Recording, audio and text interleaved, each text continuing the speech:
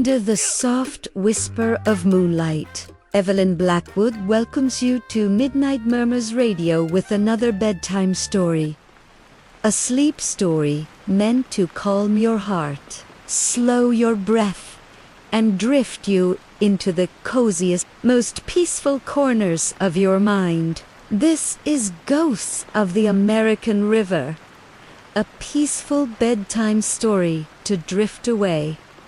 Take a deep breath in and let it out slowly. Let your shoulders sink. Let your thoughts loosen their grip. You are safe here in the warmth of your blanket, the hum of the night surrounding you like a gentle spell. The world beyond the window fades, and the sound of your breath merges with the rhythm of the story. Picture an old river, wide and slow, flowing through the forgotten heart of California's gold country. Mist curls along its banks like ancient fingers, caressing the willows, touching the moss-covered stones where history once left its shadow. The town nearby, Auburn Hollow, sleeps beneath its century-old oak trees. Its streets, once alive with miners, preachers, and dreamers, now lie quiet, their stories buried beneath layers of dust and regret. Tonight, that silence will whisper. In a small rented cabin at the edge of the river lives Clara Monroe, a young journalist drawn to stories no one dares to tell. Her editors call her curious. The townsfolk call her restless. She calls herself haunted, not by ghosts, but by the questions they leave behind. She came here to write about the American River legends of voices heard at midnight, and candlelight drifting over water where no one should be. For the first few nights, nothing happened. She wrote by the oil lamp, listening to the frogs outside, the creak of the cabin's old wood, the gentle slap of water against the dock. But on the fourth night, when the fog rolled in thicker than before, she heard it, a hum, faint, almost human. It seemed to come from the river itself, a melody older than the land. She leaned out her window, breath held, trying to catch its pattern, but the sound stopped, replaced by silence so deep it pressed against her ears. She laughed softly, told herself it was the wind, or perhaps the echo of her own tired thoughts. Yet something about that silence lingered, too deliberate, too aware. She closed the shutters, lit another candle, and opened her journal. Her handwriting trembled slightly as she wrote, "Fourth night, something sang to me from the water. Outside,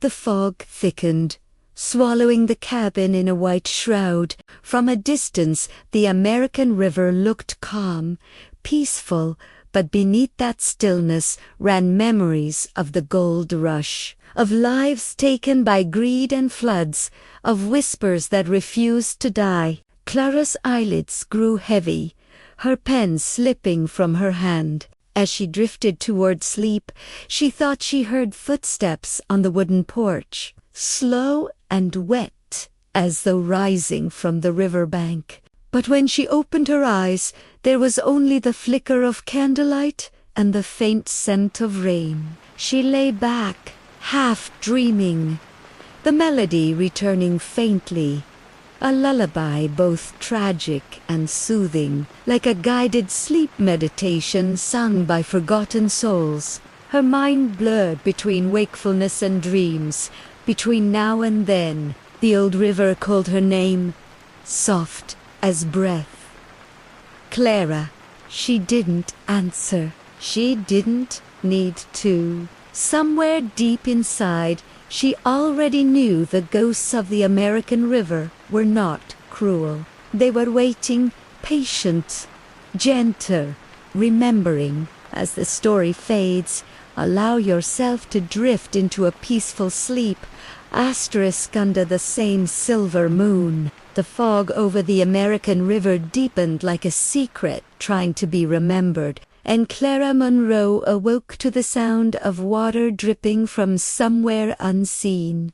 The candle beside her had gone out, yet her room was still dimly lit by something blue, almost like moonlight filtering through water. She blinked, confused, sitting up on the narrow bed. The window was closed, the curtains drawn, and yet she could hear the river. Not its usual murmur, but a slow rhythm, like breathing. For a long moment she listened, her heartbeat matching its calm, steady pace. She stood, her bare feet touching the cold wooden floor, the boards whispering beneath her weight. She reached for her notebook and lantern, but her hand froze when she saw its moisture on the table, forming a trail of wet footprints that led from the door to her desk. They were small, almost delicate, as if made by a child. Clara's breath caught. The air had changed, colder, heavier, and carrying a faint scent of lilies. She whispered to herself that she must be dreaming, that perhaps she had sleepwalked, that there was a rational explanation. But when she touched the doorknob, it was damp and cold as stone. She opened the door to the night. The fog outside seemed alive, coiling like smoke, the river beyond shimmering under a ghostly glow. Every sound felt magnified. The distant splash of water, the chirp of a lone cricket, the soft rustle of leaves that seemed to sigh her name. She walked to the edge of the porch, holding her lantern low. The mist caught its flame, scattering it into tiny halos of light, and then she saw them, figures standing in the shallow water, pale and almost transparent, their outlines wavering as if drawn from memory. They weren't frightening.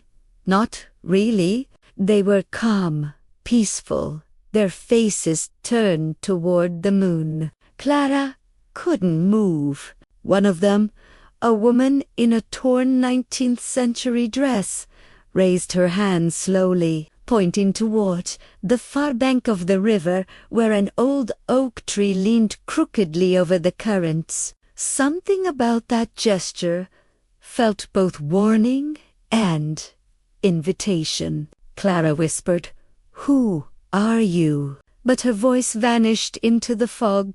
The woman's lips moved, though no sound came, and then the vision faded, the figures dissolving into ripples. The river returned to silence, though the air still shimmered with their absence. Clara's pulse slowed. She closed her eyes, breathing in deeply, feeling both fear and serenity wash over her. There was no doubt now the legends were true, but not in the way the townsfolk imagined. These were not angry ghosts, not vengeful spirits trapped between worlds. They were echoes, remnants of love and sorrow that refused to fade. She walked down to the riverbank, kneeling to touch the cold water. Beneath the surface, she thought she saw a face, dark-skinned, strong, with eyes filled with longing. Then it was gone. The name from the journal she found earlier returned to her mind. Samuel Red, river worker, missing is set in 84. Perhaps he was the one still waiting. Perhaps he had never left. A breeze stirred the willow branches, brushing her hair like a caress. Clara whispered, "I hear you," the river replied with a gentle ripple, as though nodding in thanks. She stood there for a while, feeling the night breathe around her, feeling history settle softly on her skin. For the first time in years, she didn't feel alone. The ghosts of the American River were watching, but they did not wish her harm. They wanted her to remember. When she returned to her cabin, the footprints had vanished. The air warm again, she wrote in her notebook. They appeared in peace, not to frighten, but to remind. And as she blew out the candle, a quiet melody returned, that same haunting lullaby, drifting through her window, carrying her gently toward dreams. The night held her like a cradle, the water's song weaving through her thoughts. As the story fades, allow yourself to drift into a peaceful sleep. Morning came slowly to Auburn Hollow. The fog lifted like a tired spirit reluctant to leave. The river gleamed pale under the rising sun, quiet now, hiding its secrets beneath the surface. Clara Monroe woke with the memory of the night still pressing on her chest. The figures in the water, the face she thought she saw, the strange peace that had followed. She rose, her hair damp with dew, and went to the desk where her journal lay open. The ink from her last entry had blurred slightly, as if someone had touched the page before it dried. Beneath her writing, a faint mark had appeared overnight, a thumbprint smeared with mud. She stared at it for a long moment, then exhaled a shaky laugh. "All right," she whispered. "If you want to tell your story, I'm listening." Outside, the townsfolk began to stir, their distant chatter drifting up from the main road. Clara wrapped her shawl around her shoulders and stepped out into the morning light. The air smelled of wet earth and pine, and far away church bells rang faintly, the sound soft and comforting. She made her way toward the general store, where the old men of the town gathered every morning with their coffee and quiet gossip. They looked up when she entered, their eyes curious. "Back from the river already?" one asked, his tone halfway between humor and warning. Clara smiled politely. "It's peaceful down there. I can see why people loved it." The oldest among them, a man named Henry Cobb, leaned forward on his cane. "Peaceful? Sure. But the river's got memories. Don't go stirring them up, Miss Monroe. Some things down there don't like to be remembered." Clara tilted her head. "You mean the stories about the flood?" Henry's eyes darkened. "I mean the people they forgot. The ones who built this town and were buried by it." His words lingered in her mind long after she left. That afternoon, she visited the town library, a small brick building that smelled of dust and old paper. The librarian, Mrs. Alder, was a frail woman with kind eyes who seemed unsurprised when Clara asked about the year 1884. "The Great Flood," she murmured, leading her to a back shelf where the records were kept. "Half the valley went under. A dam broke up north. So many names lost." Clara spent hours reading yellowed newspapers, scanning lists of the missing, miners, farmers, travelers, and then one name caught her breath. Samuel Reed, age 27, laborer. Last seen near the river docks. Below that, written in faded ink, another name. Eleanor Gray, daughter of Sheriff Gray, presumed drowned. Clara's pulse quickened. She turned the page and found a small note attached, a photograph, brittle and water-stained. A young woman with solemn eyes stood beside a man in a worker's coat, both facing the river. There was tenderness between them, even through the fading of time. She took the photo carefully, feeling the weight of its silence. When she returned to the cabin, the light was fading again. She placed the photograph beside her bed and read from Samuel's journal, the one she had found beneath the floorboards. They say love can survive the flood, but I'll wait by the river until she finds me. Her eyes stung. The journal ended abruptly there, the ink smeared by water. She closed it slowly, her heart heavy with the quiet ache of two souls separated by history. Outside, the fog returned, settling over the river like a veil. Clara lit her lantern and stood by the window. The melody began again. Faint, beautiful, filled with longing. This time, she didn't look away. "Samuel," she whispered, "I know your story now." The river responded with a ripple, the surface gleaming under moonlight, the air filled with that same scent of lilies, the kind that only bloom near graves. She watched as the mist over the water formed the outline of two figures, holding hands this time, together, their faces turned toward her. Serene, grateful, she smiled through her tears. The ghosts of the American river had found peace at last, and in that peace, Clara felt her own heart quiet, her breath slowing, her body sinking into calm. As the story fades, allow yourself to drift into a peaceful sleep.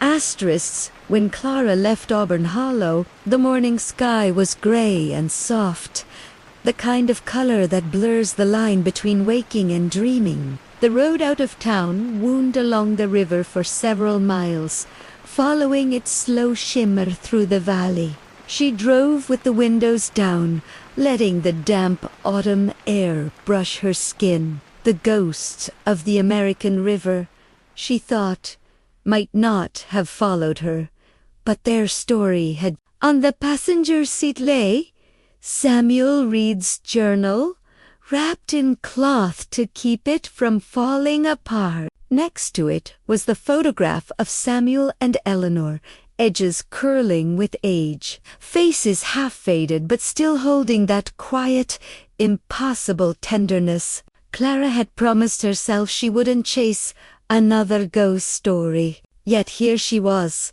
following the current downstream, searching for a truth buried beneath history. She stopped at a bridge where the old road crossed the river. The water below was calm, almost glass-like, reflecting the dull silver of the sky. A sign nearby read, "Reed's Crossing, established 1882. She smiled faintly at the name, as if fate had written the path before she even began. She stepped out, the gravel crunching under her boots, and leaned over the railing. The river moved lazily beneath her, rippling in slow motion. "Where did you go, Samuel?" she whispered. The wind shifted, carrying the faintest sound, not words, but a hum, the same melody she had heard before. She closed her eyes and listened. The sound grew clearer, almost shaping itself into a voice, soft and low, saying her name like a sigh. Her heart pounded. She opened her eyes. There, at the far end of the bridge, stood a man, tall, wearing an old work coat, his outline blurred by mist. She couldn't see his face clearly, but she knew. "Samuel? Samuel?" The figure didn't move. The air around her seemed to thicken, and for a moment she thought she could smell the river again. Silt, lilies, rain. But as she took a step forward, a truck came rumbling down the road behind her. The sound broke the spell. When she looked back, the bridge was empty. The hum had vanished. Clara leaned against the railing, trembling, unsure whether to laugh or cry. Later that day, She reached the historical archives in Sacramento, a small government building filled with the soft hum of old lights and dust. The clerk, a thin man with gray hair and a bored expression, barely looked up when she asked for documents related to the 1884 flood. "Those files are restricted," he said. "Flood records from that era were sealed after the incident." Clara frowned. What incident? Citated. Some dispute about the dam collapse. Government blamed poor construction. Others said sabotage. He lowered his voice. "Some people say the bodies they found didn't all belong to the townsfolk. There were men who shouldn't have been there, workers, immigrants, freedmen. No one ever claimed them." Clara felt a chill move through her. She thought of Samuel, a Black River worker whose name appeared only once in the records, whose story had been left to vanish. "Do you have any of their personal effects?" she asked quietly. The clerk shook his head. "Most were lost in the fire years later." That night, Clara checked into a small riverside inn outside the city. The place was old, its wallpaper faded, its hallways lined with photographs of the American River during the gold rush. She ate alone by the window, watching the water drift past under the streetlight. When she returned to her room, she noticed something strange. Her journal, left on the bedside table, was open to a blank page. But faint words had appeared in the middle. "You found me." The handwriting was not hers. The ink was wet. Her throat tightened. She whispered, "Samuel." The lamp flickered, dimmed, then steadied again. Outside, the river shimmered faintly under the moonlight, as though alive with unseen movement. Clara sat on the bed, heart racing, yet strangely calm. She realized then that the ghosts were not bound to Auburn Hollow. They followed the current, as all rivers carry their stories downstream. She closed her eyes, hearing the faint hum once more. Not frightening, but tender, guiding her toward understanding. The water outside whispered like breath, like forgiveness, and as her body softened into the mattress, her thoughts quieted, her breathing slowed. She could almost feel Samuel there, a presence of warmth, not cold, watching over her in gratitude. The past was not gone. It was only waiting to be remembered. As the story fades, allow yourself to drift into a peaceful sleep.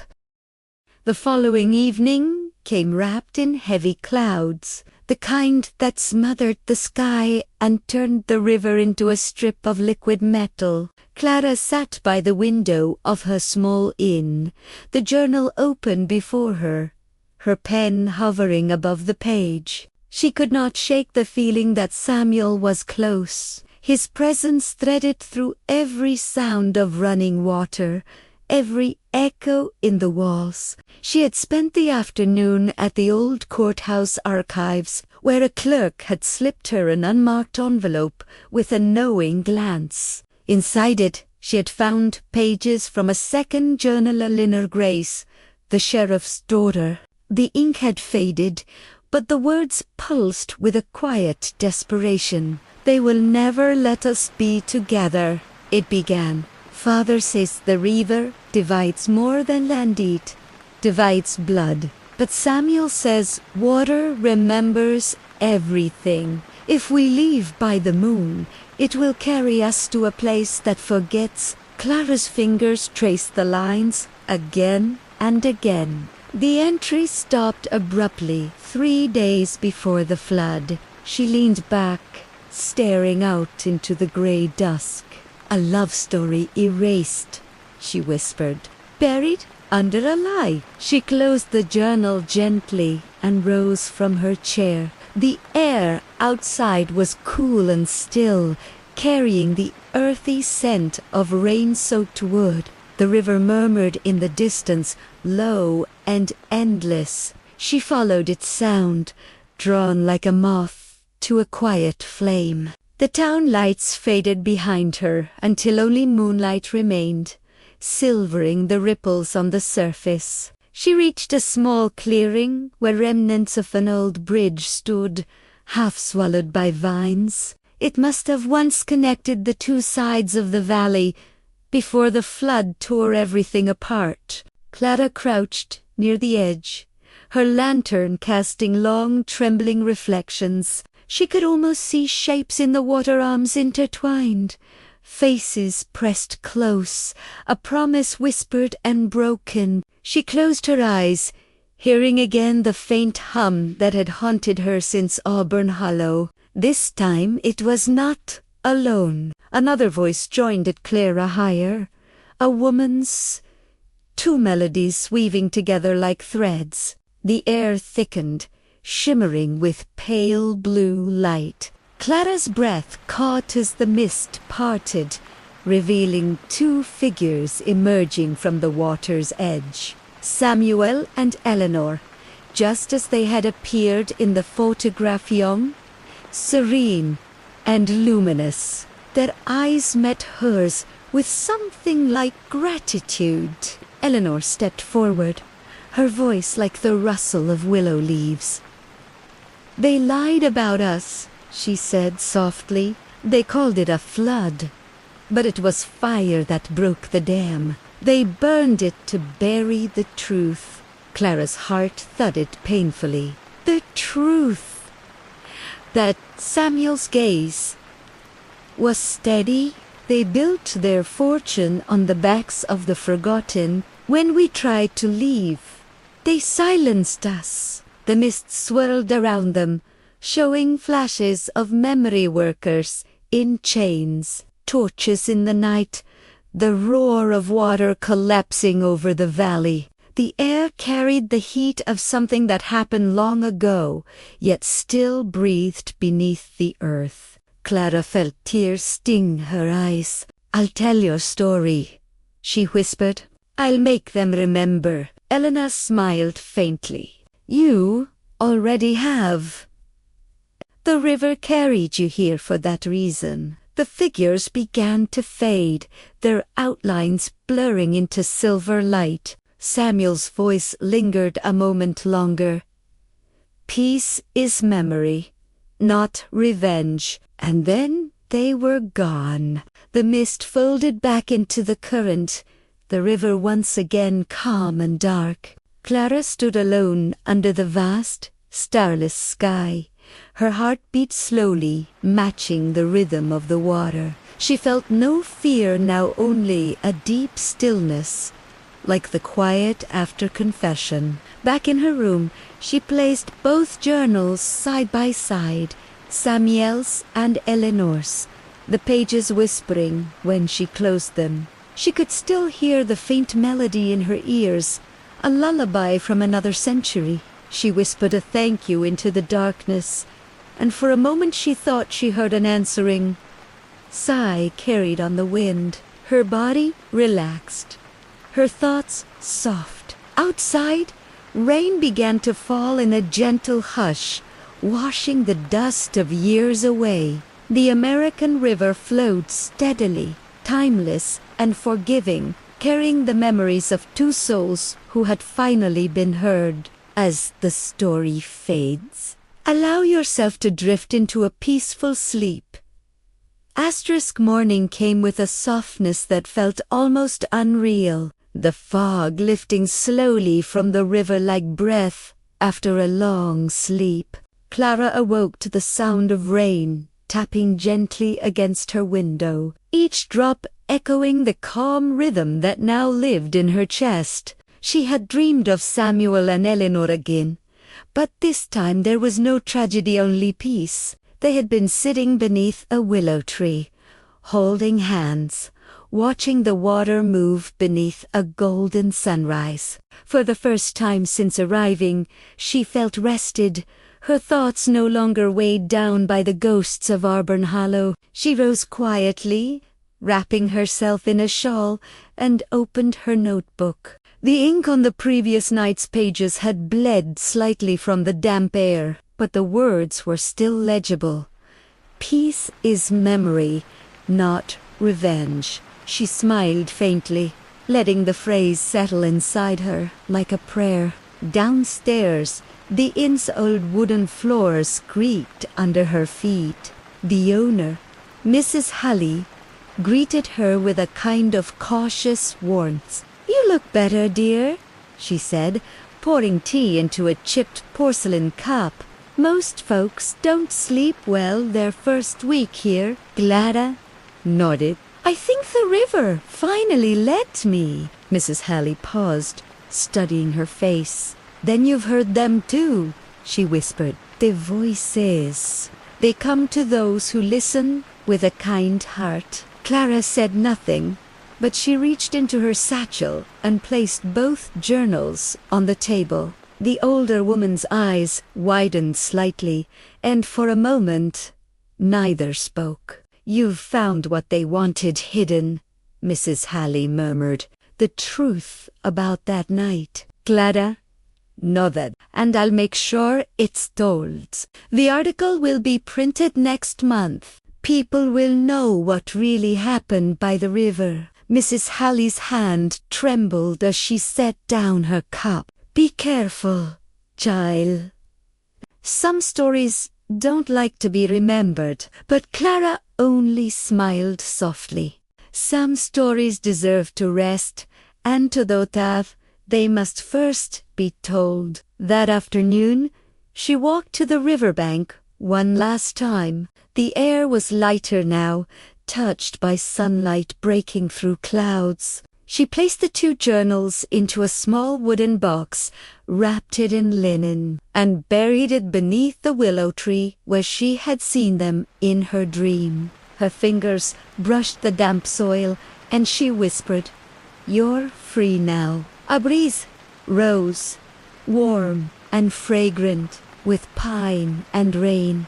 The river's surface shimmered as if nodding in acknowledgement. She lingered there for a long while, her mind quiet, her heart strangely full. By evening, she boarded the last train back to Sacramento. Through the window, she watched the river wind away in the distance, a silver ribbon fading between the hills. The hum of the wheels on the tracks lulled her into a soft drowsiness. As her eyes closed, she thought she saw two faint figures walking along the shore, hand in hand, fading into the mist, like a promise kept. The next morning, her story appeared online, titled "Ghosts of the American River, A Love Buried by Time." It was shared hundreds of times, sparking conversations about the forgotten workers and the hidden history of Auburn Hollow. Clara read the comments quietly, feeling no pride, only relief. The truth was no longer hers to hold, it belonged to the river now. That night, before she slept, she lit a candle by her bedside and opened her window. The sound of distant water drifted in, mingling with the hum of the city beyond. She whispered a quiet farewell, and in that soft moment between wakefulness and dreams, she could have sworn she heard a faint Melody Lenore's voice, gentle and content, carried on the wind. The candle flickered once, then steadied, its flame glowing like a heartbeat. Clara lay back against her pillow, letting her breath slow, her body sinking into the weightless calm of surrender. The ghosts of the American river had finally found peace, and so had she. The night wrapped her in silence, soft and endless, until all that remained was the rhythm of water and the whisper of forgotten love drifting into eternity.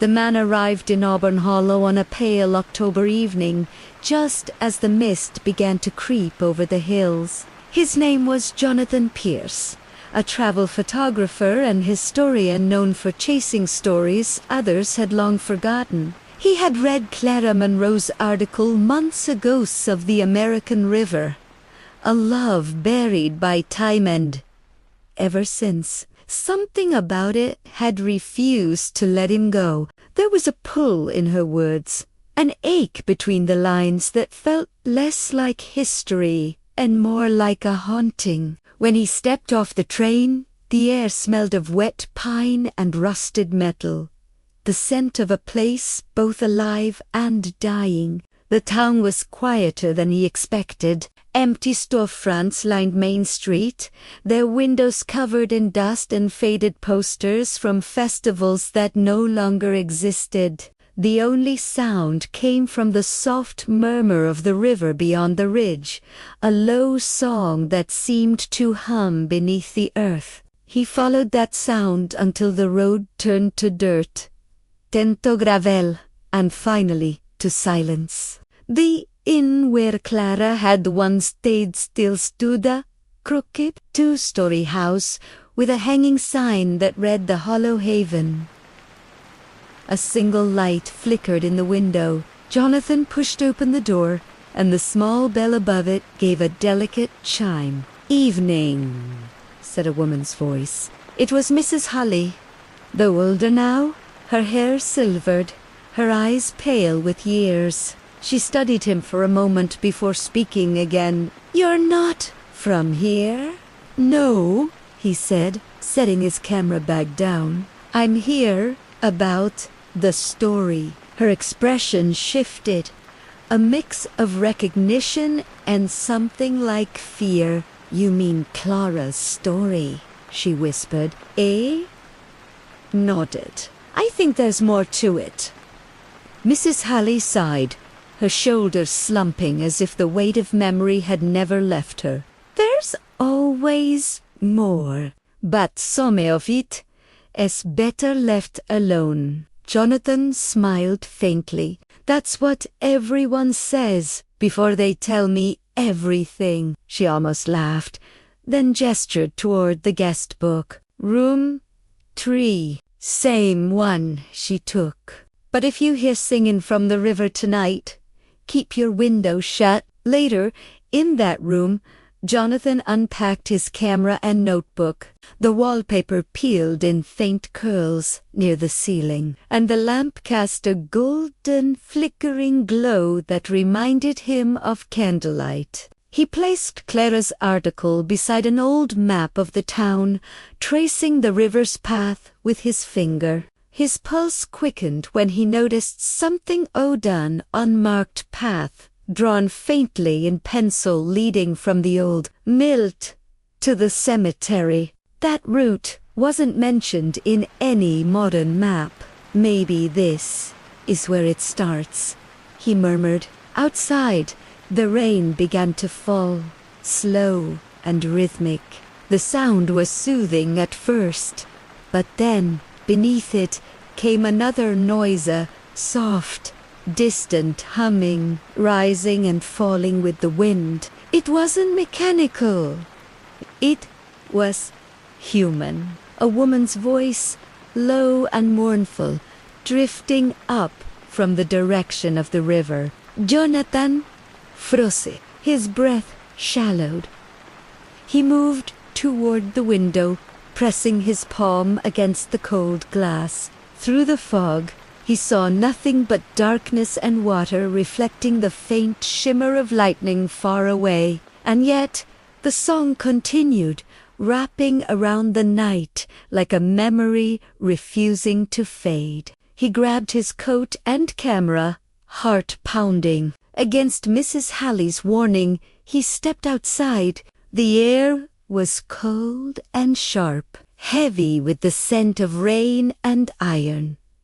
Each step toward the river made the sound clearer. It was a lullaby, ancient and sorrowful, carrying words he couldn't quite understand. As he reached the edge of the water, a flicker of light appeared on the opposite bank. It wasn't a lantern or a reflection, it was a figure, faint and glowing, standing kneed in the current. Her hair moved like liquid silver, her face half hidden beneath a veil of mist.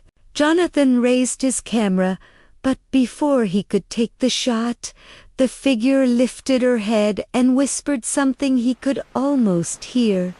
"Not again." Then she was gone. Only the river remained restless and eternal. Jonathan lowered the camera, trembling, realizing the truth. This wasn't just Clara's story anymore. The ghosts of the American river still had something left to tell.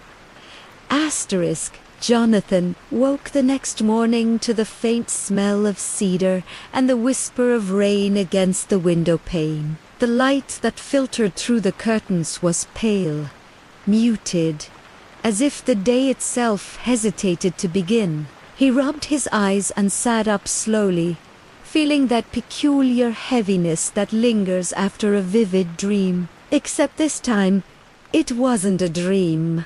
The memory of the glowing woman by the river clung to him like mist. He reached for his camera, heart quickening. But when he checked the photos from last night, the frame that should have captured her was empty. Just darkness and water. Yet, in the corner of the image, a faint shimmer of light curved like a handprint, blurred and translucent. He exhaled, unsure whether to call it a trick of the lens or proof of something deeper. Downstairs, Mrs. Holly was stirring a pot of oatmeal by the hearth. "You were out late," she said without turning. Her voice was calm but edged with worry. "I thought I told you not to follow the river." "I heard singing," he replied softly. It sounded like a woman. She froze for a moment, the spoon stopping mid. "Then you've heard her too," she said. "Every October, when the fog thickens, the river remembers." Jonathan frowned. "Remembers what?" She only shook her head. "Loss." The word lingered in the air like a chill. After breakfast, Jonathan wandered through town, tracing the route on Clara's map. The air smelled of wet earth and maple. The locals greeted him with polite nods, though their eyes seemed to avoid his. When he mentioned the river, conversation always changed. Some said the ghosts belonged to miners from the gold rush who drowned when the tunnels flooded. Others whispered about a woman who leaped into the current to follow her lover lost at war. Every story was different, yet all led back to the same place, the bend in the river where the fog never lifted. That afternoon, he returned to his room to review his notes. He set down his bag and noticed something he hadn't before: a faint seam in the wall behind the bed. When he pressed against it, the panel shifted slightly, revealing a narrow compartment. Inside lay an old leather-bound notebook, its cover cracked and fragile. The initials CM were carved into it. Clara Monroe. Jonathan's pulse quickened. He opened it gently. The first few pages were filled with her familiar handwriting, sketches of the river, notes on folklore, a few local names. But halfway through, the tone changed. The handwriting grew uneven. "Harry, the river calls when the moon turns pale. I saw her last night near the bend. She spoke my name. I think she knows what I'm looking for." Jonathan turned the page. The next entry was smudged with what looked like water stains. "She's not alone. There are others. They whisper beneath the water. They're waiting for someone to listen." He felt a chill crawl up his spine. He flipped further. but the final page was torn out. Only a single line remained at the bottom. "If you find this, don't follow the light." The words pulsed in his mind. A warning and an invitation all at once. He sat back, staring at the notebook, wondering if Clara had written it before she disappeared or after. As dusk fell, the rain eased, and a pale gold light bled across the horizon. He could hear the river again, faint but distinct, like a heartbeat. He tried to focus on his breathing, slow and steady, grounding himself as the therapist had once taught him. Inhale, peas, ilta, exhale, fear, he whispered to himself. This is just a story, a bedtime story for restless minds. But even as he said it, he knew the truth. He wasn't the storyteller tonight. He was part of the story itself. Later that evening, he placed Clara's notebook beside the lamp and sat in the chair near the window, eyes heavy with exhaustion. Outside, the fog gathered once more, curling through the trees and creeping up the road toward the inn. Somewhere deep within that white shroud, a faint glow appeared again, just as it had the night before. This time, he didn't move. He simply watched as the light pulsed softly, rhythmically, almost like breathing. And though he could barely hear it, he thought he caught a whisper rising from the water's edge. His name, carried by the voice of the woman in the river. Jonathan. It was no longer just Clara's haunting. The ghosts of the American river had chosen someone new to remember them. As his eyes drifted shut, the last thing he felt was not fear but an inexplicable calm, as if something ancient and unseen had finally found a listener. As the story fades, allow yourself to drift into a peaceful sleep.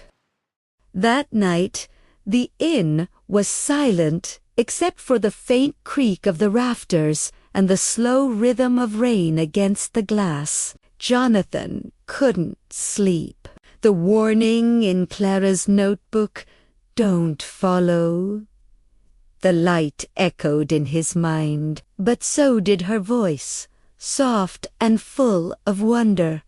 From the podcast recordings he'd listened to before coming here, he imagined her sitting at the same desk, tracing the same map, chasing the same whispers that now surrounded him. The clock on the wall ticked slowly toward midnight. The air grew heavier, dense with moisture. A faint scent of lilies drifted through the room, out of place in October. He rose and crossed to the window, parting the curtain. The fog was thick, alive, shifting in slow patterns that resembled movement-like shapes just beyond the reach of clarity. And there, once again, was the glow by the river bank, fainter this time, but pulsing steadily. His breath clouded the glass as he whispered to himself, "Don't follow the light." Yet the moment he said it, the light flickered as if acknowledging his resistance. A faint murmur reached his ears, a chorus of voices blending with the current. They weren't calling his name anymore. They were singing. He couldn't make out the words, but the melody was ancient, filled with longing and sorrow, something that reached into the deepest parts of him. He remembered the first time he'd seen death as a child, the stillness of his grandfather's face, the unspoken truth that the body was just a shell. The sound from the river felt like that same truth, now gentle, inevitable. He slipped on his coat and stepped outside. The ground was slick, the earth soft beneath his boots. The world beyond the inn was drenched in silver fog, each tree a shadow, each sound muted except for the river's song. As he approached the bend, the singing stopped abruptly. The silence that followed was so thick it seemed to hum in his ears. He stood still, camera in hand, and waited. Then the fog parted slightly, revealing the outline of an old stone arch rising from the river bank, a remnant of a bridge long washed away. And beneath it, a figure stood half submerged in the water. She was clearer now, a woman in a dress of pale grey, her hair flowing around her shoulders like smoke.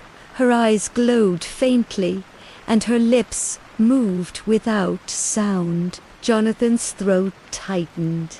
"Who are you?" it whispered. Her expression was neither sorrow nor anger, it was recognition. Slowly, she raised a hand and pointed upstream toward the old mill that had collapsed decades ago. The water shimmered briefly with light, and in that reflection, Jonathan saw something that stole his breath. Clara Monroe, standing beside the ghost, her hand reaching out as if beckoning him closer. He stumbled back, blinking, but the image remained. Clara's face was pale, her eyes soft but pleading. Then she mouthed something he couldn't hear. One word before fading away. "Listen." The river's current surged suddenly, the mist twisting into shapes that resembled figures, dozens of them, men and women in tattered clothes, their outlines flickering like candle flames. He could hear their whispers overlapping, stories pouring through the air. Miners, widows, soldiers, mothers all, drawn to this place by grief, each had left something unfinished, and the river had kept them. Jonathan's heart pounded, torn between fear and awe. The water reached his boots, icy and insistent, pulling at him as if asking to be heard. He raised his camera again and took a single photo. The flash cut through the darkness, and in that moment, the figures vanished. The fog collapsed back into itself, leaving only the sound of the current.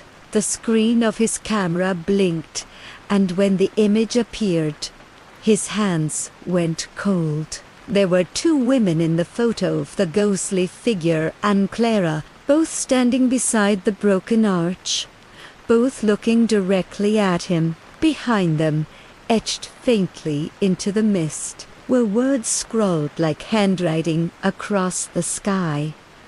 "The river remembers all who listen." Jonathan stumbled backward, gasping for air, and the world tilted. The fog wrapped around him like a blanket, and for an instant it felt warmth like arms embracing him, not in malice, but in understanding. He closed his eyes. When he opened them again, he was standing on dry ground. The river silent, the light gone. Only the echo of that song remained in his head, looping gently like a lullaby. He whispered into the dark, "I'm listening." And somewhere, beneath the river's depths, something stirred in response. As the story fades, allow yourself to drift into a peaceful sleep. Jonathan returned to thee, and just before dawn, drenched and shivering, his camera clutched tightly in his hand. The world outside had quieted. Even the rain had paused, leaving behind only the gentle hiss of mist against the windows. He dropped onto the bed without turning on the light, heart still hammering, thoughts tangled between dream and waking. When morning came, a thin gold light seeped through the curtains, touching the edge of the desk where Clara's notebook still lay open. He rose, made himself coffee from the tin kettle, and turned back to the photo from last night. It was clear in daylight the two women, side by side, their forms transparent but undeniable. Behind them, the broken bridge, and below that, faint letters carved into the stone that he hadn't noticed in the dark. He enlarged the image on his screen and read the words, barely legible. In memory of those lost 1862, his breath caught. That was the year of the great Auburn flood disaster that had swept through the valley during the gold rush, killing dozens. Clara had written about it in her article, but no record mentioned a bridge or any memorial near the river. He opened her notebook again, flipping to a page filled with sketches of the same bridge. Beneath one drawing was a note scrawled in hurried ink. The bridge was never rebuilt, because it wasn't meant to be. They buried them there, beneath the arch. Jonathan's pulse quickened. It wasn't just a ruin, it was a tomb. That afternoon, he walked toward the site, the air thick with the scent of rain and silt. The path wound through pines and willows until it met the river bank. The fog had lifted just enough to reveal the stones, moss-covered and ancient. The arch still stood, leaning but unbroken, the river flowing through its hollow. He knelt, brushing away mud from the inscription. The letters matched perfectly with the photo, but beneath the visible line, there was something else, another layer of text, almost erased by time. He scraped away the dirt gently and read aloud, "Forgive us. We sealed the river to keep them." A shiver ran through him. He thought of the voices he'd heard, the singing that came from beneath the water. The phrase, "Clara had written the river remembers." Maybe the townspeople hadn't just buried their dead there. Maybe they had tried to contain something. He felt a sudden pressure in the air, a stillness so complete it felt alive. Then came the faintest sound, a single note, like the start of a song. The water rippled, though the wind hadn't moved. Jonathan stepped back, heart pounding. The river began to shimmer with light, faint at first, then brighter, revealing faces just below the surface, men, women, children, their eyes open, watching. They weren't screaming or angry, they were waiting. And in front of them, the same woman appeared again, her presence soft yet commanding. She reached out her hand, and Jonathan heard her voice not in the air, but inside his mind. "They sealed us away," she whispered, "but the river never forgets." He dropped to his knees, overwhelmed by the weight of the vision. "What do you want from me?" It whispered. "To remember." The light around her pulsed, then dimmed. The faces beneath the water blurred and faded. When Jonathan looked up again, the river was still ordinary, as if nothing had happened. But in his hand, he now held a piece of stone he hadn't touched before, a fragment from the arch, etched faintly with two initials. E.B. Evelyn Blackwood. His mind reeled. That was the same name as the narrator who had carried Clara's story years after her voice behind Midnighty Murmurs Radio. Could the voice that lulled thousands of listeners to sleep each night be part of the same haunting? The connection struck him like lightning. Evelyn had been recording from Auburn Hollow all along, continuing the story as if it had never ended. And perhaps, just perhaps, she was another echo of the river, another keeper of the forgotten. Jonathan clutched the stone close, feeling its pulse faintly like a heartbeat. The air around him felt warm despite the fog, almost comforting. He looked toward the horizon, where the first rays of sunlight touched the mist, turning it into liquid gold. Somewhere in that glow, he thought he heard Clara's voice again, whispering softly, "Now you understand." He nodded slowly, tears stinging his eyes. "Ha! I do," he said, "and I'll tell them. I'll remember. I'll remember." The river gave one final ripple, like approval, and then stilled. As the story fades, allow yourself to drift into a peaceful sleep. Jonathan returned to his room with the fragment of stone wrapped carefully in his coat pocket, his fingers trembling as if he still felt the pulse that had once moved through it. The inn was quiet again, too quiet, the kind of silence that pressed against the ears until even breathing felt intrusive. He sat down at the desk, turned on the old lamp, and laid out everything he had gathered. Clara's notebook, the photos, the map, and the piece of stone marked E.B.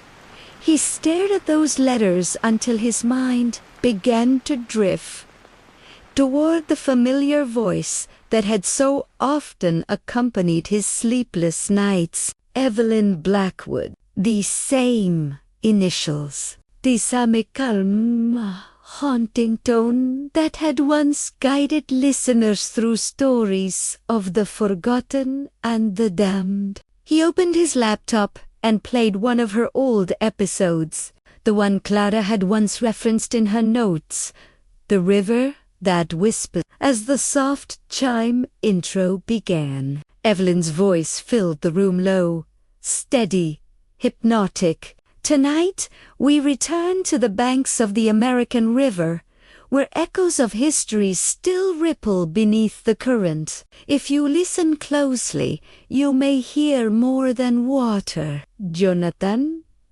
"Froze?" Her words matched exactly what the woman in the river had said. He skipped forward, and Evelyn continued.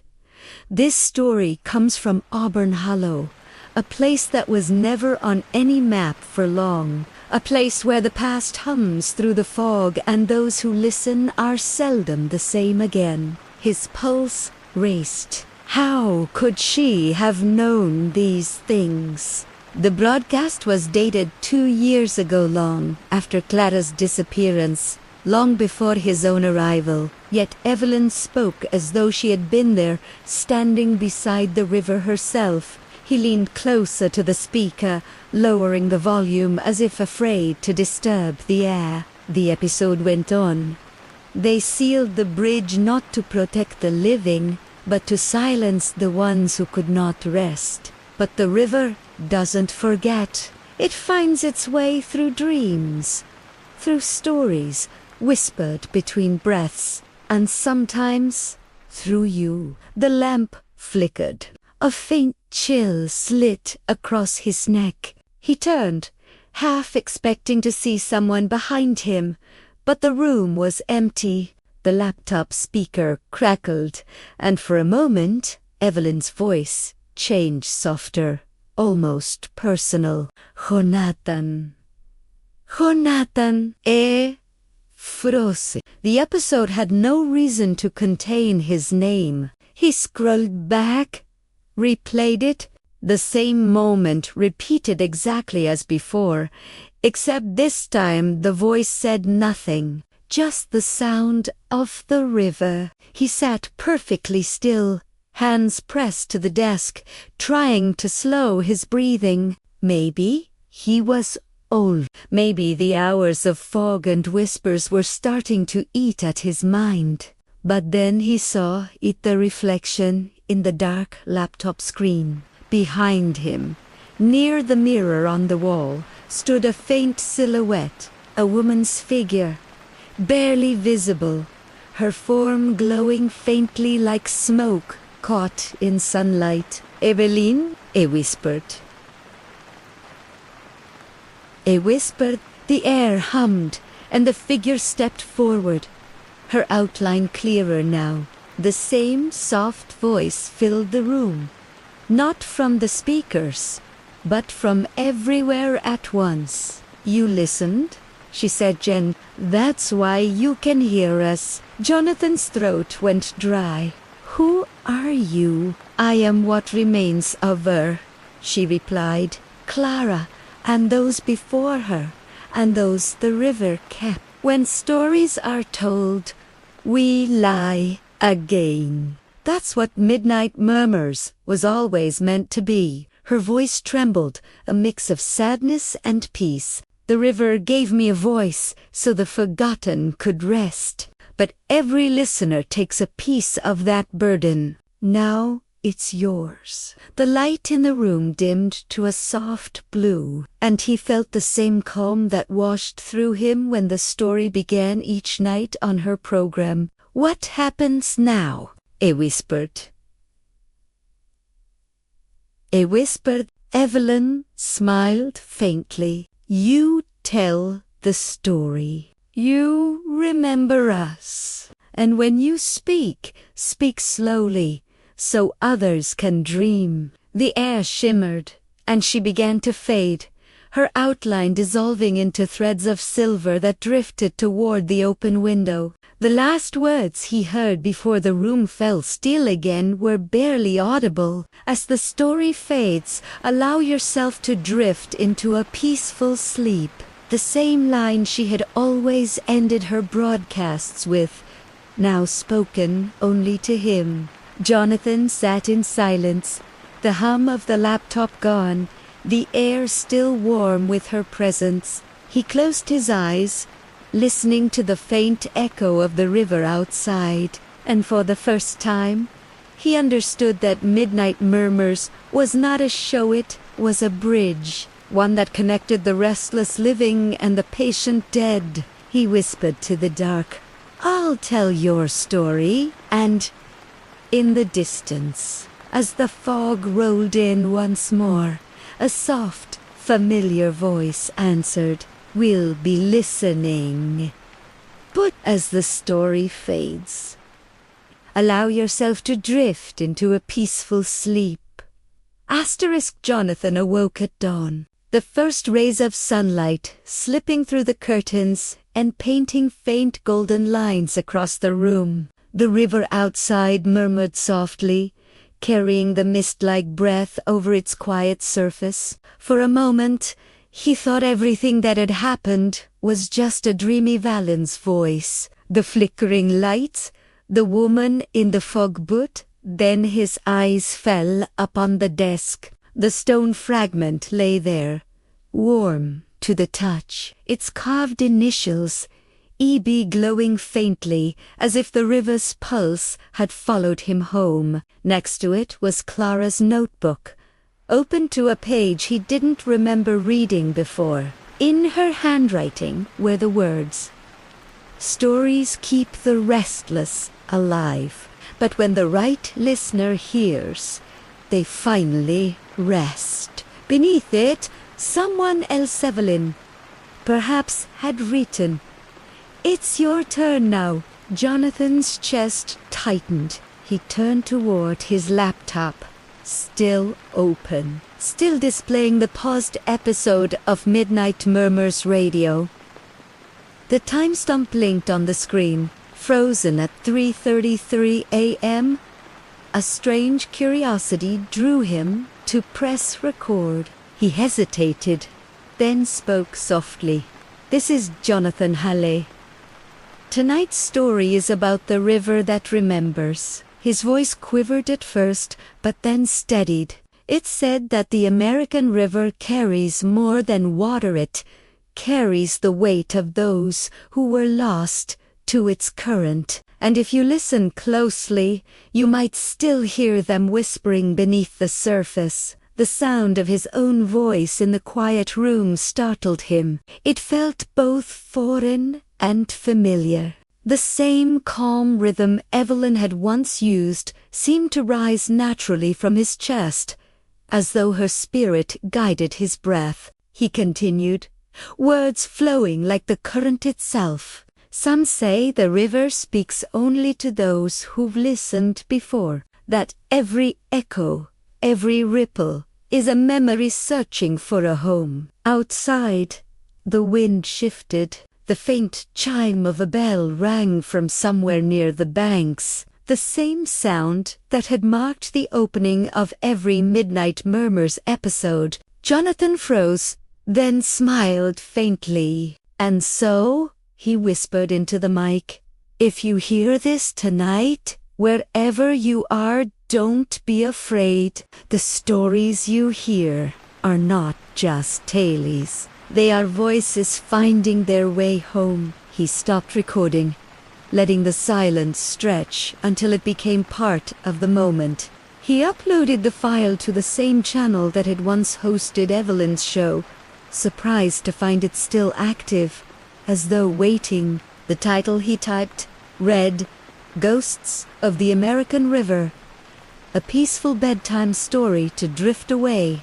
Then, without overthinking, he clicked publish. That night, somewhere across the world, listeners tuned in. They found the familiar chime, the same soothing cadence, the same haunting peace. But there was something new.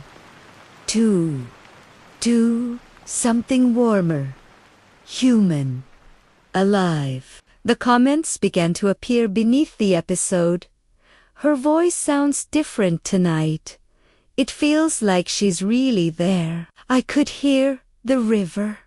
Jonathan read, each one in quiet awe, realizing that they were hearing not just him but all of them. Evelyn, Clara, the ones before. The river's whisper, reborn through his voice. Days turned into weeks. Each night, he returned to the microphone, telling a new tale drawn from the notebook, from the fragments of memory left behind. And with each story, the echoes of the past grew softer, calmer, more at peace. One evening, as he ended an episode with the familiar phrase, "As the story fades, allow yourself to drift into a peaceful sleep," he felt the faintest breeze brush his cheek, carrying with it a whisper. "Thank you, Jonathan." He smiled, closing his eyes. For the first time in a long while, he felt completely still. The river no longer haunted him, it hummed like a lullaby. The ghosts had found their rest, and he had found his purpose. Outside, the moonlight rippled across the American river, the mist parting gently as if to listen, and far in the distance, beneath the calm flow of water, a soft chorus of voices rose and faded like a dream dissolving into dawn. Midnight Murmurs would continue, but now it was no longer a haunting. It was a bridge of peace. The story had come full circle, and as the last echo faded, Jonathan whispered one final time, "Good night."